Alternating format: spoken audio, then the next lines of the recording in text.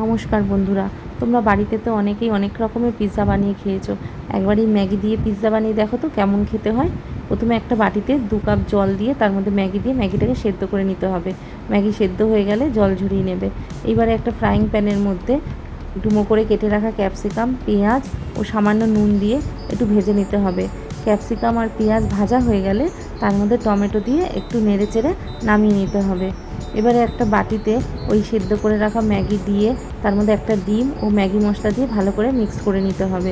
এবারে একটা frying pan বসিয়ে তার মধ্যে 2 চামচ তেল দিয়ে তার মধ্যে ম্যাগিটা দিয়ে ভালো করে স্প্রেড করে দিতে হবে।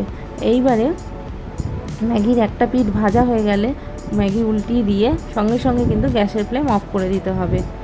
এইবারে পিৎজা সস দিয়ে, চিজ দিয়ে, ওই ভেজে রাখা ক্যাপসিকাম, পেঁয়াজ আর টমেটো দিয়ে আর সেদ্ধ করে রাখা কর্ন দিয়ে তার উপরে আবারও চিজ দিয়ে, অরিগ্যানো ও চিলি ফ্লেক্স দিয়ে 5 মিনিটের জন্য ঢাকা দিয়ে রাখতে হবে। 5 মিনিট পর তোমাদের ম্যাগি পিৎজা রেডি হয়ে যাবে।